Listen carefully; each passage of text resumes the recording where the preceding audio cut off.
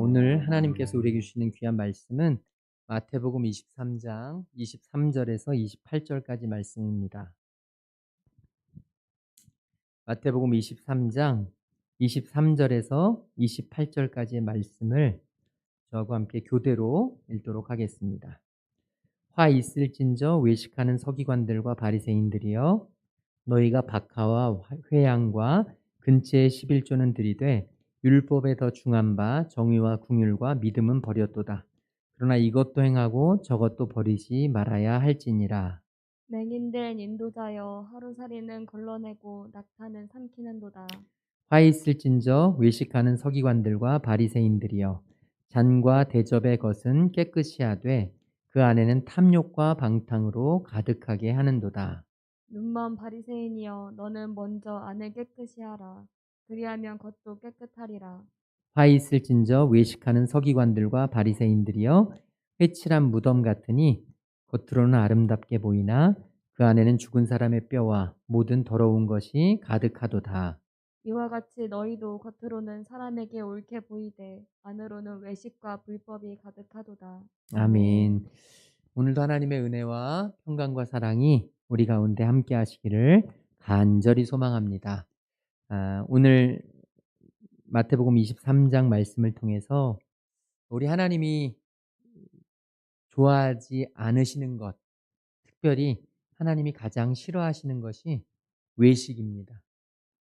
어, 우리가 밖에 나가서 밥을 먹는 외식은 참 좋은 것이지만 우리의 속과 겉이 다른 것, 우리의 말과 행동이 다른 것, 하나님은 우리가 외식하는 것을 결단코 원치 않으십니다.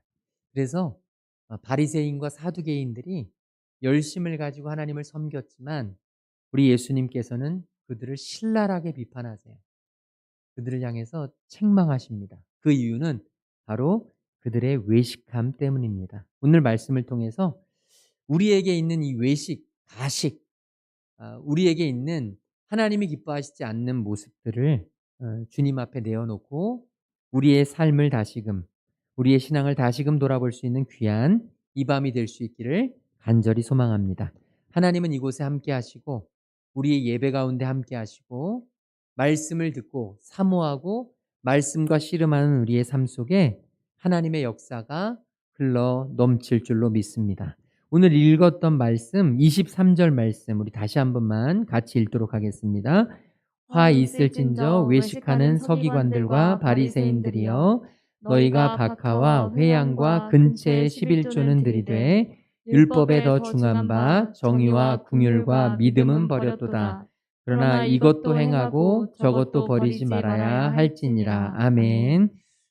여기 나오는 박하라고 하는 것, 이 박하라는 것은 향기롭고 달콤한 냄새가 나는 아주 조그마하고 향내나는 일종의 향료 식물입니다. 그러니까 향내가 나는 향료 식물이 박하고요. 이 유대인들은 이 박하, 이 식물의 가루나 즙을 집이나 회당의 바닥에 뿌려서 향기를 나게 했다고 해요. 그래서 굉장히 유용하게 향기 나게 하는 데 쓰였던 식물이 박하고, 그리고 나오는 회양이라는 것은 미나리과, 우리나라로 말하면 미나리과에 속하는 식물인데 양념의 향료로 사용되었던 것이 회향입니다. 그리고 근체는 역시 같은 미나리과에 속하는 향기가 짙은 식물로서 양념이나 약용으로 사용이 되었던 것이죠. 이런 식물들, 유대인들에게 있어서는 하나님 앞에 11조로 드려야 될 것을 규정하고 있어요. 신명기에 보면 하나님 앞에 이런 것들은 11조를 구별해서 드려라. 토지 소산 중 곡식, 포도주, 기름 이런 것들의 11조를 규정하고 있습니다. 그런데 그 말씀 가운데 여기에 나오는 박하와 회양과 근체는 나오지도 않아요. 그러니까 한마디로 말해서 굉장히 사사로운 것들입니다. 살아가는 데 있어서 매우 사사로운 것들, 이러한 것들에 대해서도 11조를 구별해서 드린다는 서기관들과 바리새인들의 열심이 지금 이 말씀 속에 나와 있는 거예요. 보잘것없는 식물조차도 하나님 앞에 11조로 드리자. 우리에게 있는 모든 것을 하나님 앞에 11조를 구별해야 되니까 이런 보잘것없는 것들도 우리는 11조로 떼어 놓는다. 이런 열심과 열정이 들어 있는 것이죠. 충분히 칭찬할 만한 것입니다. 그래서 예수님께서도 이러한 모습 때문에 이들을 책망하신 게 결코 아니셨습니다. 그러면 예수님께서 왜 그들을 책망하셨느냐? 바로 그 뒤에 나오는 말씀 때문입니다. 너희가 별로 그렇게 중요하지도 않은 박하와 회양과 근체의 11조는 드리지만 율법에 훨씬 더 중요한 정의와 긍휼과 믿음은 버렸도다. 그러니까 보이는 식물의 11조는 드리지만 하나님이 가장 기뻐하시는 정의와 긍휼과 믿음, 하나님이 기뻐하시는 믿음의 정신, 하나님이 기뻐하시는 우리의 마음 자세, 하나님이 우리를 통해 받으시길 원하시는 가장 중요한 것, 이것은 너희가 버렸다. 예수님께서는 말씀하세요. 둘 다 버려서는 안 되는 것이다. 보이는 것도 중요하고 보이는 것의 11조도 중요하지만 더 중요한 것은 그 11조보다 내 정의와 긍휼과 믿음, 하나님이 기뻐 받으시는 바로 하나님의 정신, 믿음의 정신, 11조의 정신. 이 11조라는 것은 내게 주신 모든 것이 하나님의 것이기 때문에 그 중에 10분의 1을 내가 구별해서 드립니다. 다시 말하자면 나의 모든 것은 하나님의 것입니다. 하나님이 나의 주인이십니다를 인정하는 것인데 바로 정의와 긍휼과 믿음은 나의 삶이 하나님의 것입니다. 그래서 이 세상도 하나님의 것입니다. 이 세상은 정의와 긍휼과 믿음으로 다스려져야 합니다. 라고 고백하는 것이죠. 오늘 우리에게 이런 모습이 있게 되기를 간절히 소망합니다. 보이는 것의 11조도 중요하지만 더 중요한 하나님이 나를 향하여 원하시고 나를 바라보시며 나에게 지금 베풀기를 원하시는 것. 정의와 긍휼과 믿음. 오늘 저와 여러분의 정말 주님을 향한 마음에서 하나님, 내가 하나님이 기뻐하시는 인생 살아가도록 하나님이 기뻐하시는 것을 내가 드릴 수 있는 하나님의 자녀 되도록 인도하여 주시옵소서. 예수님은 24절에서 이렇게 말씀하세요. 맹인된 인도자요. 이 맹인된 인도자가 누구냐면 바로 바리새인들과 사두개인들입니다. 그 당시 유대인들을 인도했던 지도자들, 종교 지도자들, 맹인된 인도자여 너희가 눈이 멀었다는 것이죠. 여기에서의 눈이 멀다는 것은 그냥 보이는 이 육안이 먼 것만을 의미하는 게 아니라 더 중요한 의미는 영안이 닫혔다는 겁니다. 영적인 눈이 전혀 없다는 것입니다. 진짜 바라봐야 할 것을 바라보지 못하는 맹인된 인도자여. 그러면서 이렇게 책망하십니다. 우리 같이 읽어볼까요? 하루살이는 걸러내고 낙타는 삼키는도다. 매우 재미있는 표현입니다. 그런데 이건 단순히 재미만이 아니라 매우 의미심장한 표현입니다. 유대인들은 포도주를 담근 후 이제 포도주를 마실 때가 되어서 그 담근 포도주를 마실 때 그 포도주에 번식되어 있거나 달라붙어 있는 하루살이, 굉장히 많은 하루살이와 같은 곤충들을 채로 걸러서 먹었습니다. 왜 그랬냐 하면 율법에 기록되어 있습니다. 이러한 하루살이와 같은 곤충들은 부정한 것이기 때문에 절대로 먹어서는 부정하게 되기 때문에 안 된다는 것이죠. 그래서 그들은 그것이 염려스러워서 채로 걸러서 포도주를 마셨다고 해요. 한편 여러분, 낙타는요, 팔레스틴 지방 가축 중에서 가장 큰 동물이에요. 제가 성지순례 가서 시내산에 올라갈 때 좁은 길로 사람이 한쪽으로 걸어 올라가면 낙타가 한쪽으로 걸어 올라갑니다. 그 낙타에는 다른 사람이 탑니다. 낙타의 등에 타서 올라가는 사람은 다리가 걷기가 불편하신 분들, 특별히 낙타에 타는 값이 좀 비싸요. 그래서 돈 있는 분들이 낙타를 타고 올라가는데 이 낙타가 얼마나 큰지 생각 의외로 굉장히 큽니다. 그런데 이 낙타 역시 율법에는 부정한 동물로 규정이 되어 있었습니다. 그러니까 여러분, 이 커다란, 정말 말로 다 할 수 없는 그런 커다란 동물, 부정한 동물을 입으로 삼킨다는 표현이 도대체 가능한 얘기냐고요. 불가능하죠. 그런데 지금 굉장히 풍자적인 의미로 예수님은 말씀하시는 거예요. 너희가 율법을 지킨다고 하면서 하루살이는 걸러낸다. 그런데 너희가 정작 산더미만한 낙타는 너희의 입으로 삼킨다. 그러니까 정말로 하지 말아야 될 것을 하지 않고 정말로 가려야 할 것을 가려야 되는데 한낱 하루살이와 같이 보이지 않는 아무것도 아닌 것들은 걸러서 먹으면서, 율법을 지켜야 된다고, 믿음을 지켜야 된다고 걸러서 먹으면서도 어떻게 그렇게 낙타만한, 정말로 산더미만한 그런 것들은 너의 입으로 삼킬 수 있느냐, 이렇게 이야기하고 있는 것입니다. 오늘 우리에게 혹시 이런 모습이 없는지 돌아보기를 소망합니다. 하나님 앞에 범죄하기 싫다고 아주 작고 사사로운 것들을 지킨다고 그렇게 하나님 앞에서 이야기하고 하지만, 그렇지만 내 안에 정작 낙타를 삼키는 것 같은, 정말 이루 말할 수 없는 누군가를, 정말로 누군가의 생명을 해치고 누군가의 인생을 망치는, 혹시 우리 안에 그런 잘못된 일들은 있지 않은지 다시 한번 돌아볼 수 있기를 간절히 소망합니다. 이 이스라엘 백성들은 안식일이면 900m 이상을 걷지 않았다고 해요. 안식일에는 900m 이상을 걸으면 율법에 저촉되는 것이어서 900m 이내로 걷고, 세탁할 때도 정해진 양의 물이 있다고 합니다. 그래서 그 이상을 절대 쓰면 안 된다고 해요.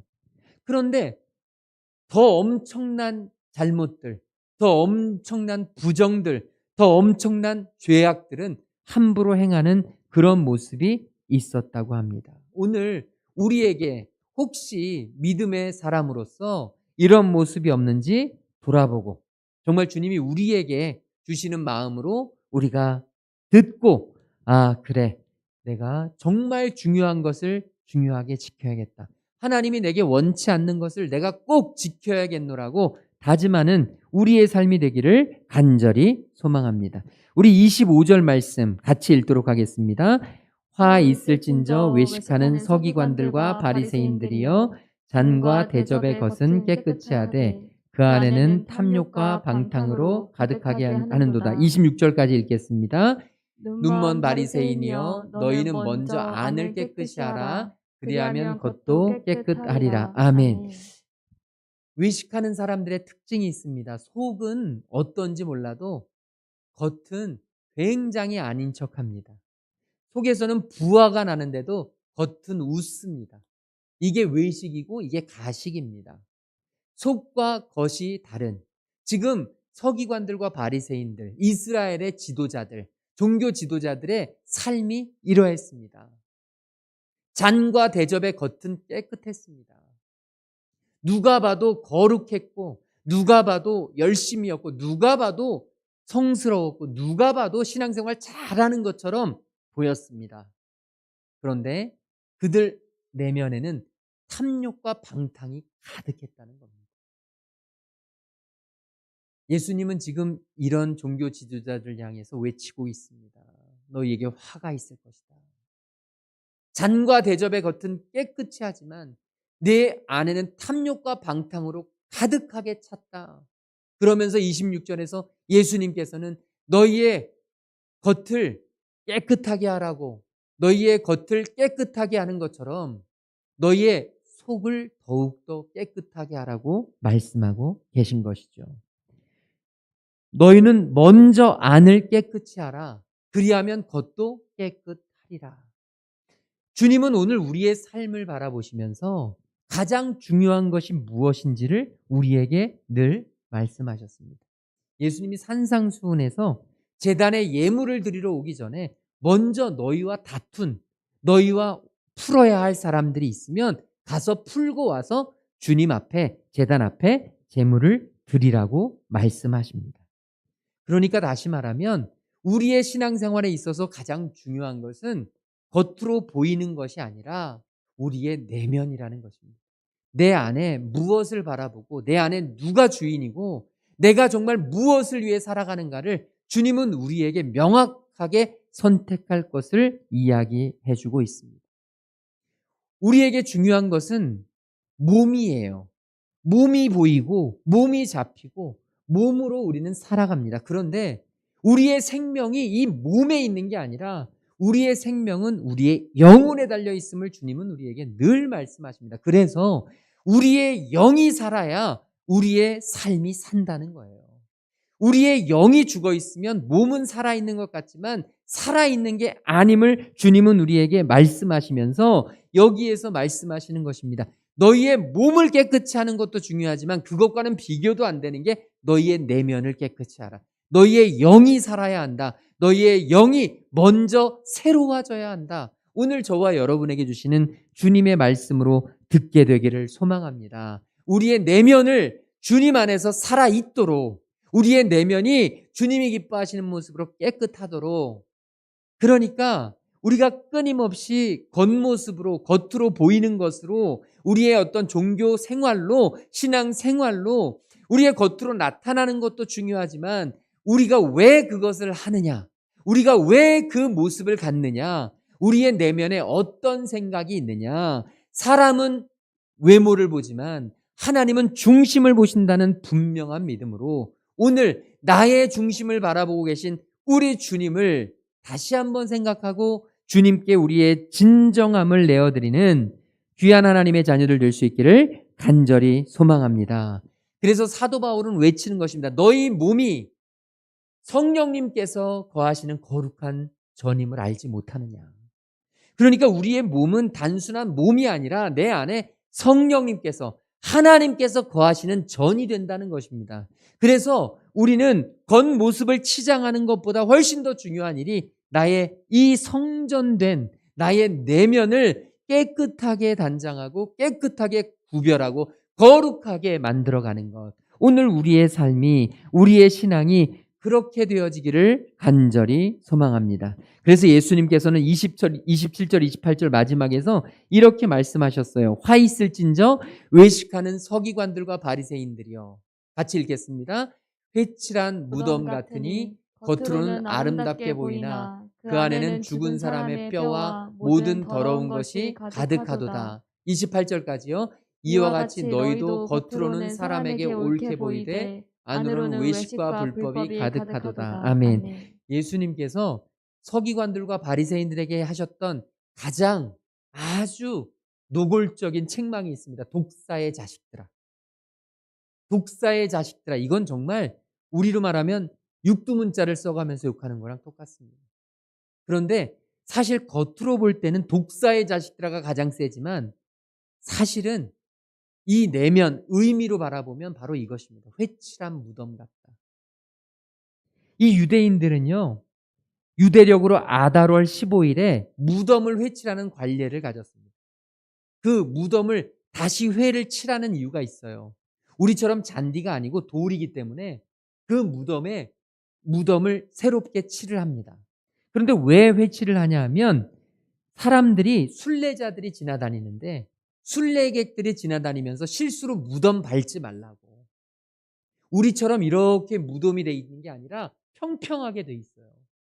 평평한 돌 비석, 넓은 비석처럼 돼 있어요. 그래서 여기에 특별하게 색칠을 하지 않으면 이게 무덤인지 아닌지조차도 알 수 없는 그런 곳입니다. 그런 곳에 일부러 무덤이니까 밟지 말라는 회를 칠하는 거예요. 속에서는 사람 시체가 썩어져 가요.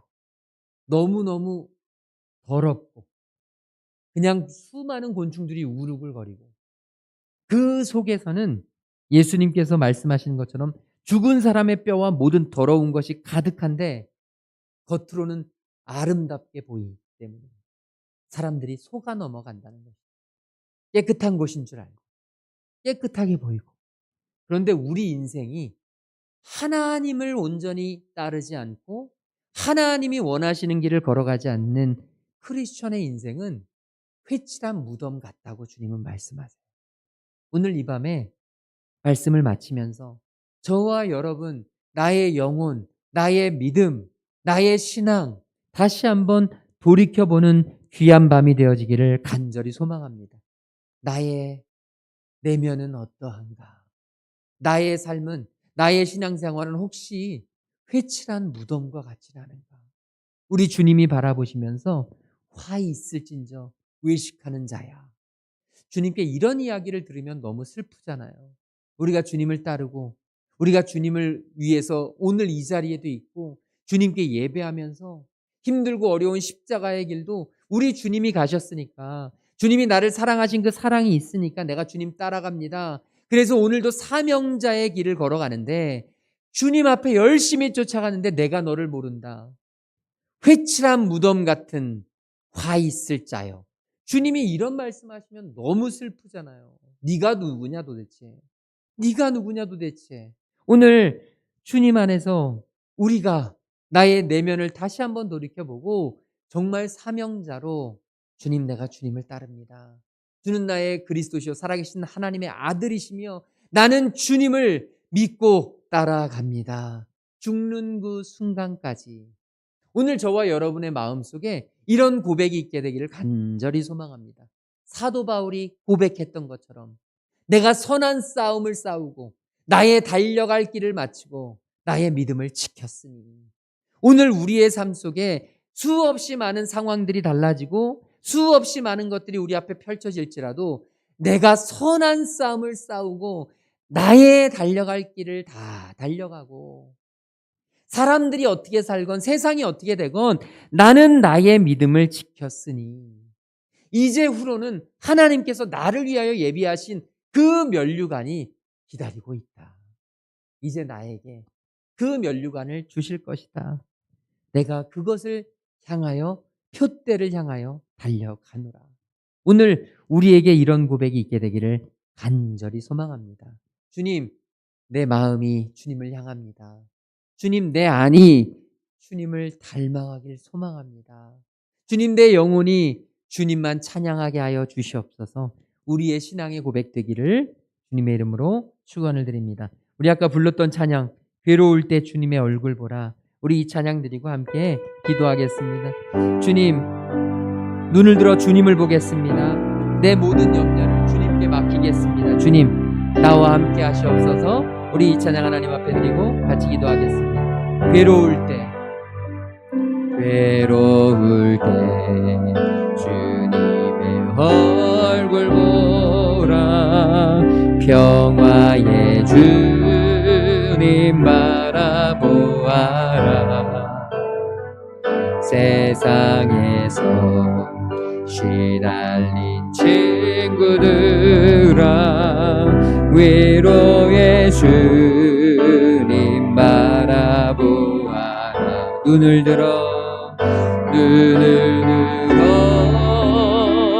주를 보라. 내 모든 염려 주께 맡겨라. 슬플 때에 주님의 얼굴 보라. 사랑의 주님 안식 주님. 눈을 들어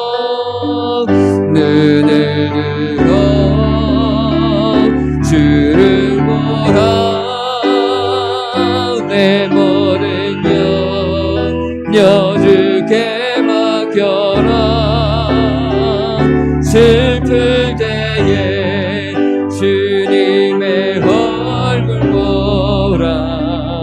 사랑의 주님 안식 주리라. 우리 이 시간 같이 주여 한번 부르고 함께 기도할 때, 주여 오직 주님을 바라볼 수 있도록 인도하여 주시옵소서.